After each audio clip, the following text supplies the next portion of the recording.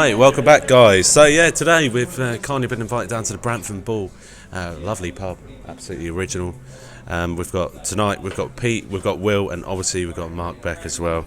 And the boys have come here tonight to show their appreciation for obviously another local pub, but one that's doing really well for itself, and it's got a lot of Ipswich memorabilia around. If you want to ever come down here, you see all that. Got some great deals on. They just put their Away Days beers on. They've got a partnership with Josh, our friend at Away Days Beers, and they've got 3 new ones in today. Did you see those, Mark, when you came in? I did. Yeah, I've got one right here actually. I've got I think it's Brazil, the Alan Brazil one. Yeah. Yeah, really nice to be fair. Josh is doing a good job. He's got some new ones coming for Christmas as well, which got to keep our eyes peeled for. But yeah, it's really nice to see some Ipswich names on some great beer, really. Definitely is, and it definitely gets punters in nowadays. But boys, let's turn to obviously this week. We'll get on to Gillingham a bit later because obviously that's a game this week. But unbeaten in 8, 5 wins and 3 draws. How are we looking, Peter? Well, if you only got to look at the league table to tell you how we're looking, Yeah. we're looking promotion material. We just got to take one game at a time, not get carried away, pick up the 3 points, move on to the next, get another 3 points, move on to the next. Yeah, that's definitely right. Will, what do you make of it? Because obviously you didn't go to the game last night, but you're following it on the radio. Was it frustrating to hear? After the dominance of the first half, perhaps to hear that we were kind of on the back foot for a lot of second was a little bit annoying. But you know, obviously the strikers are taking a lot of confidence, Norwood and Jackson, and the players around them taking confidence from being able to play so freely, score so freely. But then you know the defenders and the back line and the goalkeeper have got to be able to get their confidence their own ways. So perhaps a half where you know we are on the back foot a little bit or not pushing so hard. Could do their confidence a lot of good to know that we can hold on to wins if it does. So if it does call to us holding on to 1 goal lead, then we can do that. Yeah, definitely. 100% agree with that. The league's taken shape though, Mark, at this moment in time, and Coventry sit top of the league after obviously our 1-0 victory at MK Dons last night. We'll get onto that in a bit more depth. Yeah. But in terms of the league shaping up, you know, do we really know who are going to be our opponents for a title challenge potentially? Still very early days. I think Portsmouth are still lingering down though. As much as they've had a bad start, they've played a lot fewer games than the rest of us. Yeah. And they've still got some big hitters to come back and click. Like I don't think Marcus has scored yet, has he? So you know that's a big. He's still got to get that first goal off his back, and I'm sure as soon as he gets that first goal, they'll start flying in. But the encouraging thing for us to look at is, I think I was saying to Will before we came on, I can't think of many Town fans who are thinking we're playing amazing football at this moment in time, and to be second in the league with a game in hand and a point behind the leaders at this stage, that's a really good sign of where we're going to be when we are playing our best. It's best, really. I think you're right. I think I've come away from games this season. I say it every week. We're not got out of second gear, and I think we're struggling at times, Peter, to get going. But we seem to be pulling out results left, right, and centre. Yeah, there's also a theory that if your defence isn't conceding, you're going to get at least draws and you're going to get wins. The defence is so much stronger this year. You've only got to look at the central partnership. We've got Chambers, Wilson and Wolf. They've all played well, and you just wonder which 2 are going to be on the team sheet, because the whole 3 deserve to be on the merit of how they're performing. Yeah, 100% agree with that. I think you're right. It's going to be a rotation thing at this moment in time. And then you take the likes of Toto and Ciala coming back into the squad. That's really going to pose questions. But let's look more into last night. Obviously, Town won 1-0 at MK Dons. Brilliant first half, absolutely brilliant. I'll quote Lambert in a little while about it, but in a sense, I don't think I've seen us play that good in the first half. But second half, oh my God, what happened? It's really odd, really. Like we said last night, we've usually been a slow starter and then come into the game in the second half. But last night, first half was tremendous. I think that's arguably the best we've played as a unit. Perhaps not creating as many chances as we have in previous games, but generally as a unit, we were pressing as a 10, as the 10 outfield players were pressing as a unit, and there's times where MK Dons, they were trying to play out from the back, they couldn't get out of their own 30 yards up the pitch. We were winning the ball back, but yeah, it's a bit of an unusual one. I don't really know what to say about it, really. It's kind of baffled me to see that performance. I saw that when we went there last time. Maybe it's just the Milton Keynes thing. It's a bit of a weird atmosphere. I didn't hear many songs from them. I think someone opened a packet of wine gums in the first half. That was the loudest chant that they got. They obviously didn't last very long because they soon died down. So can we just talk about that attendance? Really, I know it's something that we're very familiar with. Counting season tickets. I think in today's day and age, it's quite lazy to count season tickets. Should we be showing attendances for what they really are? The clubs would know how they gauge going through the turnstiles, but in their own minds, if they've got the money, that is a stat which it goes by. I don't think it'll ever change. No, what do you think of it? Well, apparently there was 10,000 fans there last night. I can assure you there was nowhere near that figure. They're counting the staff and the players, I think, as well. What do you make of it? Well, I mean, the season ticket thing, or counting attendance on season tickets, is interesting because obviously, that's a very, people take the mick out of them for being a very heavily kind of money-infused club, very business-orientated, all that. Franchise FC. So they've obviously got they're easily got access to all the computers and stuff that could count attendances properly. So to say 10,000 that were there, from what you've said and from what I've seen on social media and stuff like that, it's just, you can't imagine. It's just not good, really, that they're saying there's 10,000 there and then they're giving kind of themselves false credit because they can't get their own supporters in. And this is a team that got promoted last season from League Two, and from what I can remember, there weren't many there when they got promoted either. No, and when they came up to the Championship, there weren't many. It's just like the Man to City, quote the EFL. Wealdstone Raiders, they got no fans. Yeah, no fans. The attendances depend on how many the away fans bring. Yeah. Basically. I think we could have taken more than 3,300. On Saturday, definitely. On a Saturday, we would. I reckon that whole away end would have been sold out. We would have done on a Saturday because we know of people who couldn't get time off work. They didn't finish on time, and they would have been there. Yeah. I would have definitely gone to the MK game yesterday. Say that again, mate. If I would have finished, it was again like Peter said, people finish work. The same with me. If I'd have finished work earlier, I'd have driven straight down. But sometimes this is not an option at the end of the day. But for attendance, for supporters as low as they've got, there isn't over 10,000 people at a football match. Realistically, they're going to have that problem. That is just a club that is just struggling to get any following going. Yeah, you're right. Hats off to everyone that travelled up to Milton Keynes yesterday. Not the best of drives, was it? If you love roundabouts, you'll love it. It was amazing for roundabouts. Special roundabout as well. Yeah, the special roundabout was it the Black Cat one? Yeah. I've never heard of it until I went there yesterday. But boys, let's get a bit more into some topics. Obviously, Nolan scored the goal yesterday. Whitby cleverly put him as his key man for the match, and after 12 minutes scored what ended to be the winner. And you should mention he also said 1-0 win. Did he say 1-0 as well? Yep. Oh, don't tell him that. But obviously Nolan came out and said, I'm more than capable of hitting double figures. What do you make of that statement? Well, hopefully we'll see it come to fruition. We need goals from not just the attacking force, from midfield, which we've lacked for a few seasons, and we need the defence popping up with a few goals as well. We've just had Chambers at the moment getting one. I can't think of any other defenders. I mean, if you classify Garbutt as a defender technically, but I would say he's a winger mostly. Oh, when he played, it was a winger. Yeah. He's more than a handy defender as well, playing in that position. Yeah. But we need him for all over. Yeah, we do. And it shows that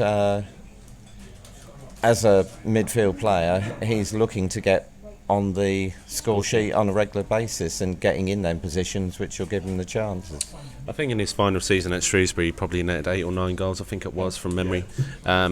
He's more than capable of playing at League One level. I'd probably say he's a Championship player in my opinion, and certainly one of those ones that rose above the relegation last season. He got stuck in a bit of an impossible situation last season, to come to come to, obviously to go up a league, that's a challenge in itself, but to go up a league to a club that was so uncompetitive in the league last season, for a lot of players that came, like you look at Nolan, you look at Toto, I mean, obviously Ellis Houghton's not here anymore, but you don't know for him, Caden Jackson, to kind of judge them in the championship of last season is probably unfair, because, no one in the team ever really got going, no one was ever firing all cylinders. So, I say when we go back up next season, because I'm confident we will, that's, you kind of got to give them a fresh slate. You can't really judge them off that season, because that's just not a real reflection of, I think, a lot of their abilities. Yeah, you're 100% right. You're 100% right. One thing while we're talking about Nolan, very encouraging that considering how much time he was out, he's very quickly looking match fit. Yes. I mean, he got through yesterday and he had an excellent game and played right to the end. Now that puts me on to my next question. He's the most, in my opinion, probably the most capable player playing that number 10 role. Would you agree? Yeah. Who else have we got there? We've got. I mean, we've got Judge. Maybe pushing for that position. Yeah. Dazelle maybe in a sense. Yeah, I can say that what we've seen overall, that you want somebody that can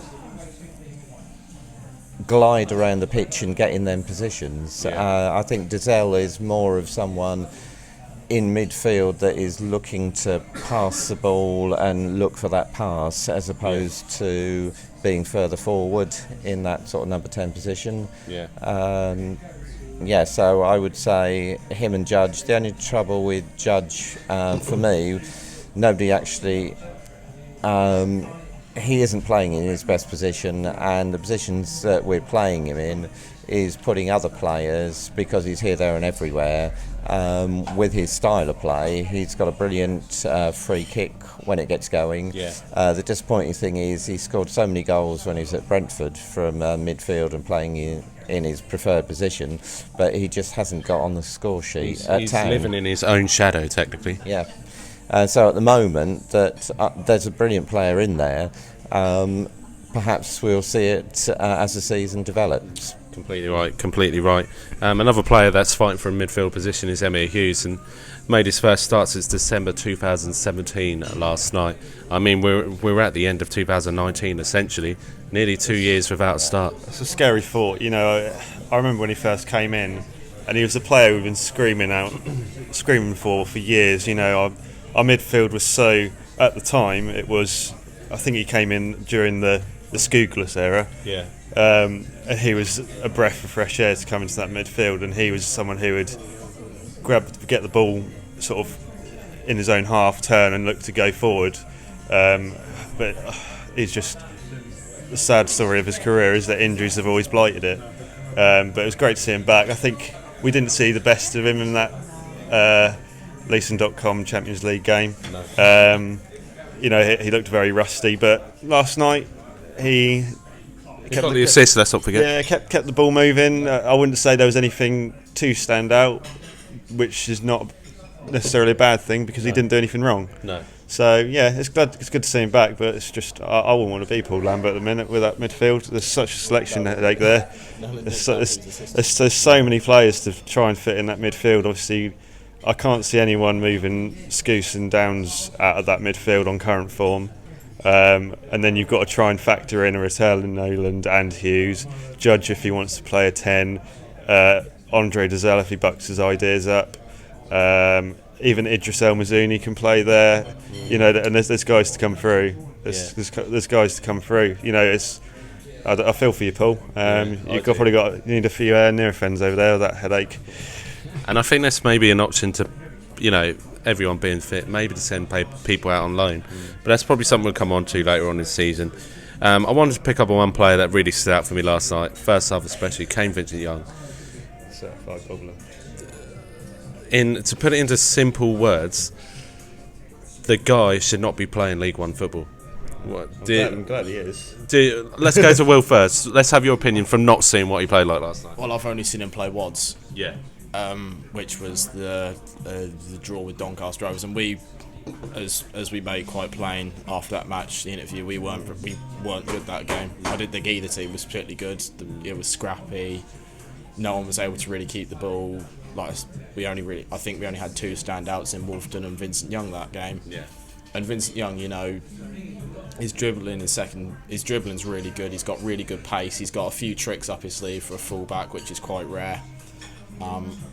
He really likes to drive forward, but then the big thing we've lacked in fullbacks, I think we probably still do in Kenlock, is the willingness to track back and do the hard yards, the dirty stuff that none of our fullbacks have seemed to want to do for about a decade now. Yeah.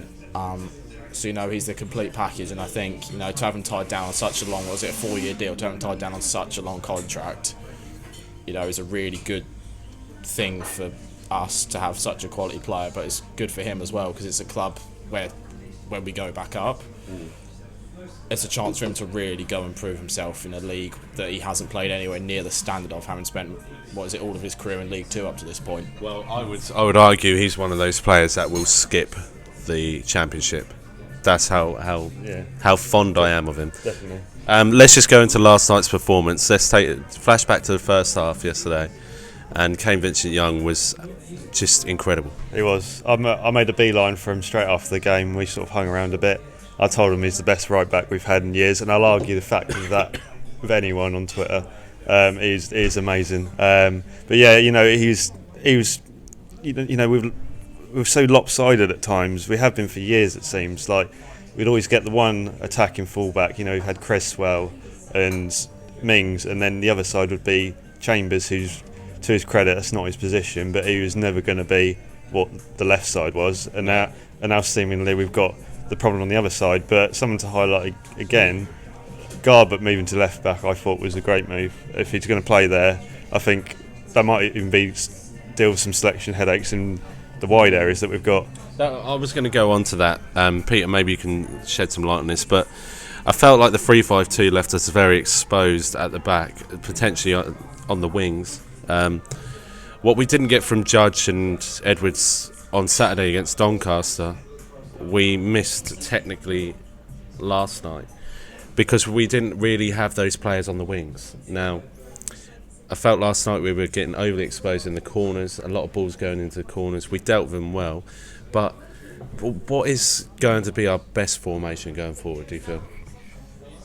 I don't think there's one best formation in this league. You leave it up to the manager they do all their analysis work. Everybody's got their individual thoughts. They look how they expect teams to line up. He done a formation how they expected MK to line up, and they realised within a couple of minutes they weren't doing that, and so the team sort of changed the formation. So I think, as much as individuals, that we've all got our own thoughts. It depends what personnel are available. Yeah. If you suddenly find that we've got an injury to Norwood for a certain time, is a 4-4-2 with Keane and Jackson going to work like it has done with Norwood? Yeah. So they'll see on the training pitch, and as fans, we just have to sit back, accept who they put on the pitch of 11 players and support them. Yeah, completely right. I'll go a bit more in depth on a few more topics in a minute, but Lambert, like I said, following on from that, Lambert said, outstanding first half as well as we've played this season. Can you name a better first half? No, honestly, no. Like I said, just put it out there. We've seen every game this season. Yeah, we have. I can't. In terms, on the basis of things, you'd go, looking on paper, you go, well, Shrewsbury, we scored 2 goals in the opening 20 minutes. But in terms of a general football performance, we completely dominate. MK looked lost. That was what they were going to do. Luckily for them, I think Norwood going off helped them massively. Can I just say, I don't think it looked like a team that was worthy of beating Blackpool 3-0 at the weekend, and definitely not worth worrying about. No, I think Lambert got it spot on, pressing them high up the pitch was working massively. I know Skuse and Downs were doing hard work in midfield, keeping it ticking over. But yeah, I think it was a bit of a weird formation. I don't really know, as much as it was led to believe it was 3-5-2. It was more of a 4-4-2 diamond, wasn't it? It was like, it's weird. Sometimes it was, sometimes it wasn't. So Hats off to Lamb because he pulled it off really convincingly. I think without us even noticing. Yeah, we all sat there and we were like, Skuse the centre half. Like, what's going on here? We didn't really see, and I see it on a goal kick when we had in the second half. We're very buried in our own backyard, second half. But when the goal kick was taken, you could see all the players in their natural positions, and it wasn't until then that it clicked that we weren't playing a 3-5-2. No. We were effectively playing a 4-4-2, a diamond, and Skuse was nowhere near the centre backs, was he? No. It was the only problem we had then, I think, is where we probably haven't used that since last season. Is everyone wanted the bloody ball. Like, that was the problem. I think if Skuse clattered Downs, I think he probably came off worse. We all know how good Flynn Downs was with his head. I can't believe Skuse headbutted Downs last night. That's GBH, that was horrendous. But no, that was the only problem. Everyone wanted the ball. We were so dominant in midfield. Everyone wanted the ball. Yeah, and I think that cost us a little bit, sort of at times. But yeah, maybe I did like the diamond last year. There's some really obvious issues with the diamond, which is width. Yeah. But I don't think in that first half, the way we played with Garbutt and Kane Vincent-Young, they were too much of an issue. There was not a good level of control there. Yeah. But it's horses for courses, isn't it? Really, it's going to be some games will suit a diamond, sometimes it won't. It's just we just got to give Lambert credit. Sometimes, I think he's got a lot of stick in the past for being regimented with his formations or or going the complete opposite and trying to do too much, but he got it spot on for the first half. I have to give him that. Completely agree with that. Manager of the month, worthily. If we'll just pick up with something that we picked up on there. Skuse, obviously 250 appearances, and we'll come to you in a second, Peter. But he's got loads to say, hasn't he? Will, firstly, what do you make of obviously 250? It's a massive accolade for any player to make for any club in modern football. But obviously Skuse has done it in such a way that is loved and adored by many a fan. He's coming towards the twilight of his career, you'd argue, but still performing at a high level. Yeah, no, I mean, first you kind of got to look at the loyalty of it. Obviously loyalty is a rare thing to come by nowadays. If there's a club that comes in, obviously players come through academies with whatever club. They might get their first team debut, might get a breakthrough season, and at that time that club means everything to that player, and then suddenly they move on to another club because they're often more money.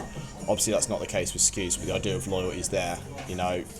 That playoff season there were probably offers came in for loads of players when we got into the playoffs. Obviously he was pivotal in that midfield as well, as he always has been since he's come to the club. Yeah.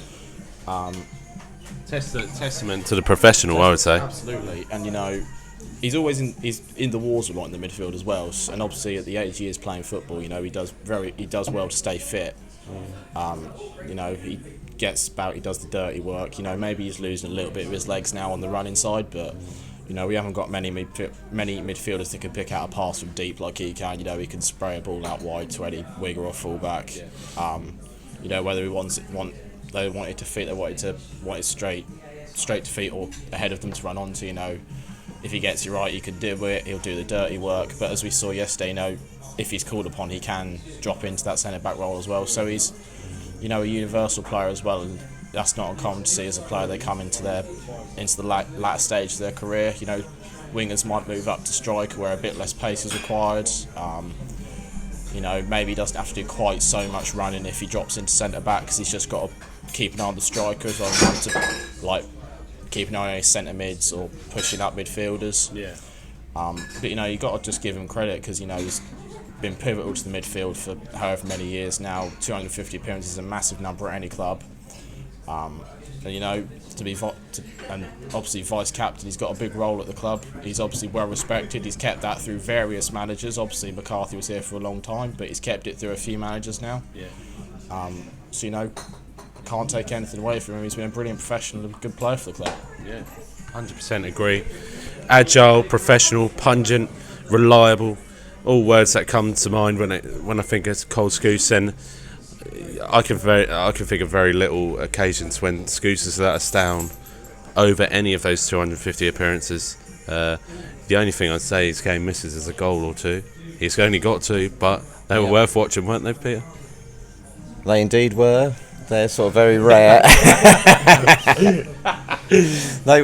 With Skuse, he does a lot of the dirty work. He's not always appreciated by all of the fans. It's not the sexy football, but it's the He does the role that I prefer as a player. Yeah, the one that, my position. I'll flash up again. You have to have somebody in that team who's prepared to get stuck in, but he's got so many more skills than just getting stuck in. As well. He does it selflessly.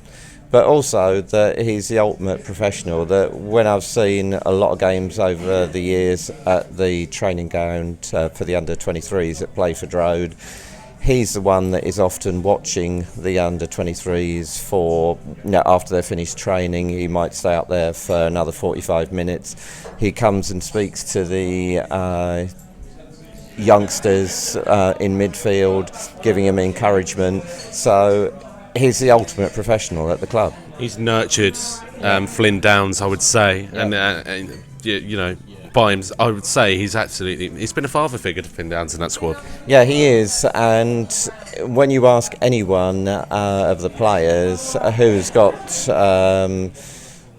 a sense of humour and different things, everybody always says Skuse. He's got a very dry sense of humour. He's just the ultimate professional. That you've got the jokers in the club, but you've got you don't need to be just a joker to have a sense of humour.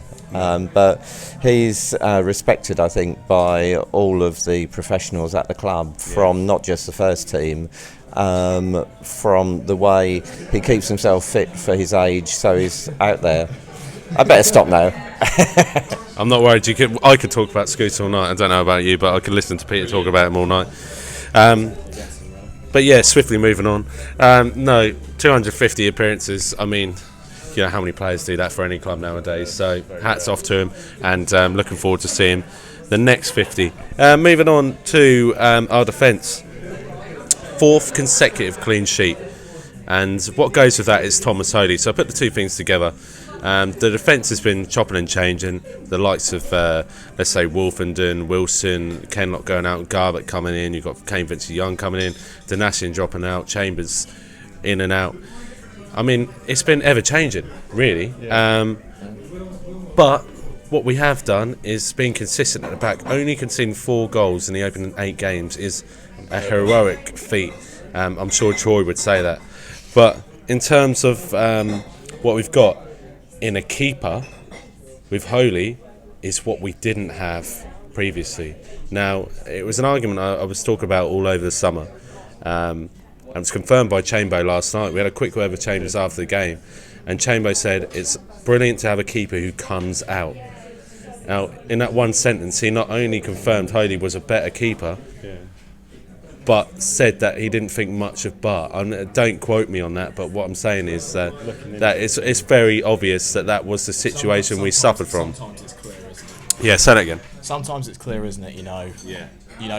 You heard that, and it's very easy to, people say beat around the bush, go around the point and all that, but at the end of the day, the point they're trying to make is obvious, but, people do that because it's probably a hard point for him to make, because Bart was a key figure and a very highly respected professional in that dressing room, and until last season he was really appreciated by the fans. I'm itching to get this back. Right, highly respected figure in the dressing room. Paul Hurst obviously battered it down. We all know that story, but this is a player that was. You have your scapegoats in football, the ones that get put down every week, and you get the ones that everyone goes to every week. Now, we for 3 seasons struggled technically. Playoff season, Bart was voted player of the season. The following season, not too good. Voted player of the season. The following season, absolutely terrible. Player of the season. Do you think it was the scapegoat for people to go back to, the one that everyone would, you could have said it's like similar to Chambers in the relegation season, we've finally got a keeper now who's outperforming every week. He's actually picking up the ball. He's keeping clean sheets. We've got defenders that are playing the game. We're actually playing football where players, there's a different man in match every week. Yeah, you know, Holy is something else. Honestly, I reckon if they remade the Titanic, they'd have an alternative ending. He'd tip that iceberg right around the boat. But you know, he's. I guarantee you, last night, the way the game ended, the way MK Dons got back into that game, if we had Gherkin or Bart, we would have lost that game. I've never had so much confidence in a keeper since probably, I can't remember, probably since Kelvin Davis, going even back that far, almost black and white. But and he used to flop quite a lot. Exactly. When a corner or set piece comes in, I'm like, Holy's odds-on favourite to get this every time. I've got no doubts. Compared to last season, you might as well have just given us a goal every time we gave a free kick anywhere between 30 yards and our own goal. You know, it's ridiculous. So, and to hear Chambers maybe not say that in a way about Bart. Well, you were there, weren't you? I was there. Definitely. Definitely came across that way. Reading between the lines, yeah, he did say that. But not in the way it was intended. No, he didn't. No. To hear that shows what he's come brought. He's got a lot of respect for Bart. Yeah. And I don't think he would have meant that comment No, that definitely way not. at all. No. I think Bart for us was a brilliant shot stopper. And let's not forget, he's still on our books. And I think he was a good servant to the club over the three the 3 seasons. I think he was a little bit harsh because the trouble was we weren't playing good football under Mick McCarthy, and the 3 years that he got the Player of the Year, there was nobody being consistent, and it was noticed for his shot stopping. It wasn't he wasn't the best at distribution. He wasn't the best at coming to collect the ball, but he was still a brilliant keeper for us. And I'm sure that Chambers was commenting on perhaps his whole round game of coming. I don't think we should read into it too much. I think it was more that he was saying, like, Holy's come out. He's making my life completely easier. I would agree with that statement. Holy is coming out and he makes it easy for the defence, but we shouldn't diss Bart at all. No, not at all. You're right. I think that season we were so shit under McCarthy. Like, it was literally backs to the walls defending, and we had you could see how it tailed off. It started with was it Fraser before Lawrence? Yeah. We had Fraser, who was a blinder, sadly got injured, so he was the only decent player we had really performing well, and then Bart was bailing us out at the back, and then second season it was Lawrence and Bart still bailing us out at the back, and then the last season, we had Waghorn, and Selena wasn't much of a difference maker, but it was still like we were just so bloody negative and so pathetic. Like, it was literally, who do you give it to? It was just Bart.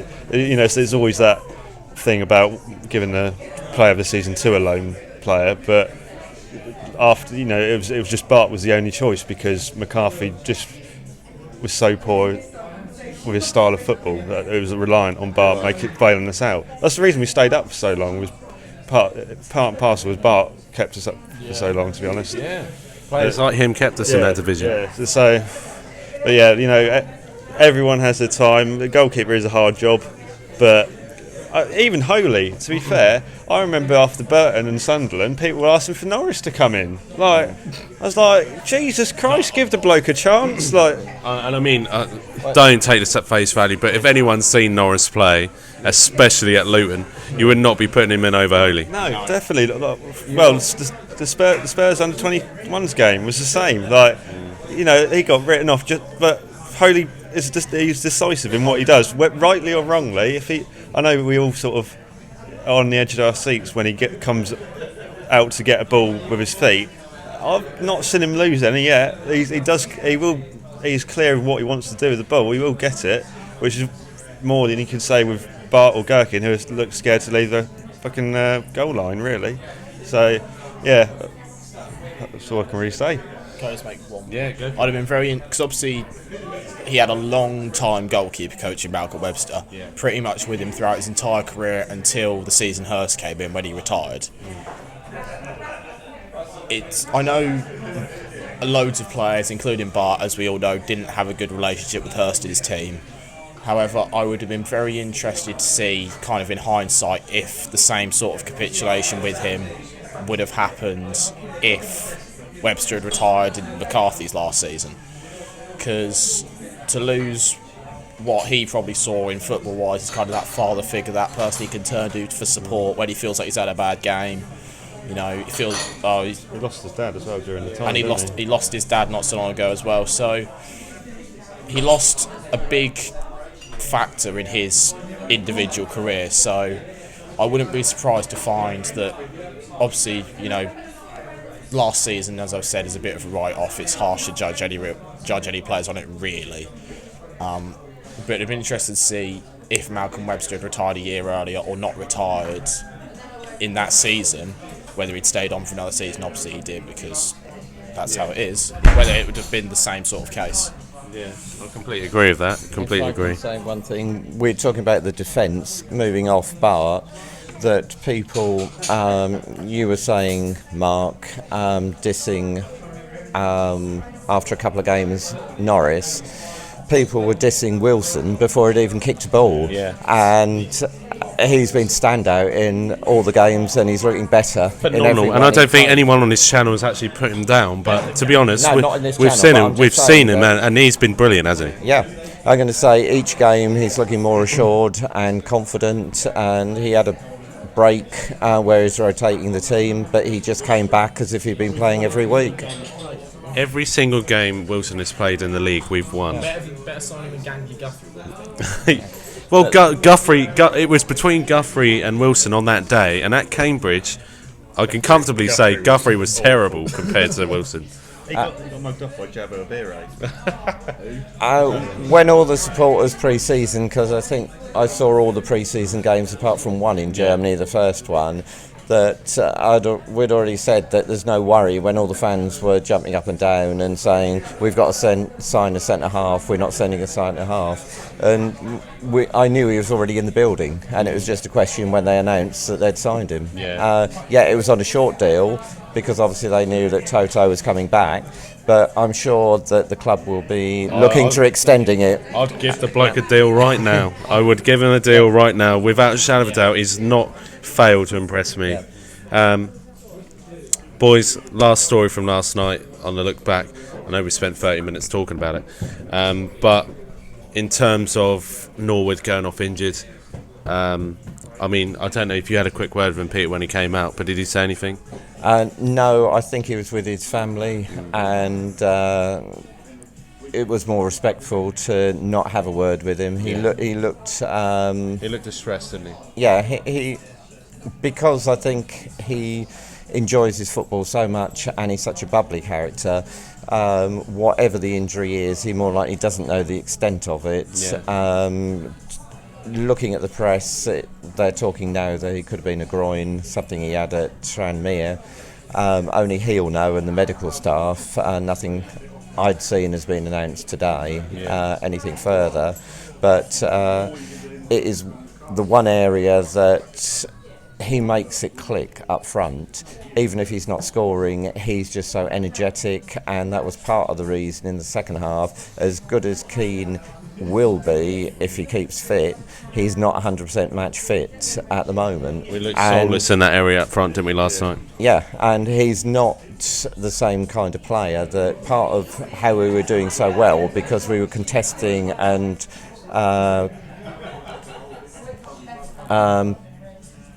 every ball from the forward line through the midfield, and Keane isn't that kind of player that can run about for 90 minutes doing that sort of pressing. He's got a different style to his play, which is admirable, holding up the ball and letting others in, but it is working so well, partnership as well with Jackson, and with him not on the pitch, Jackson looks lost.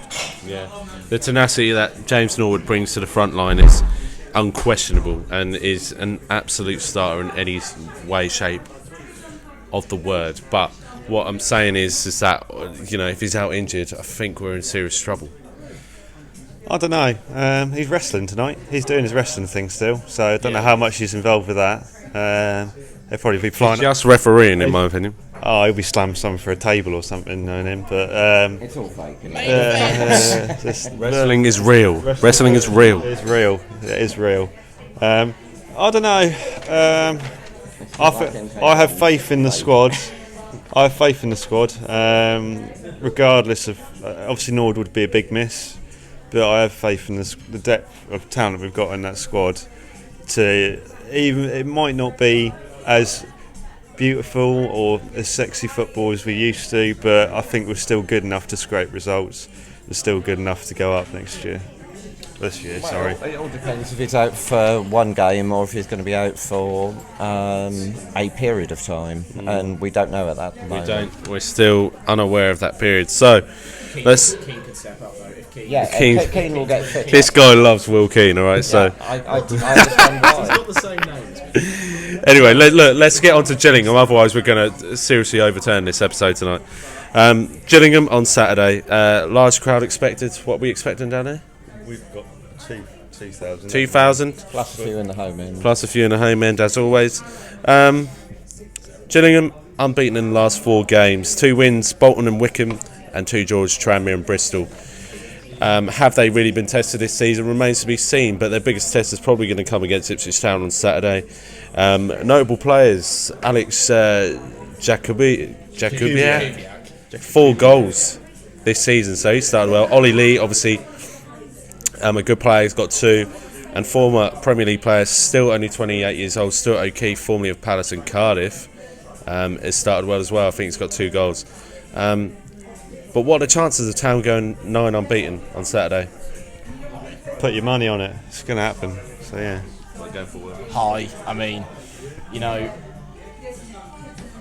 don't.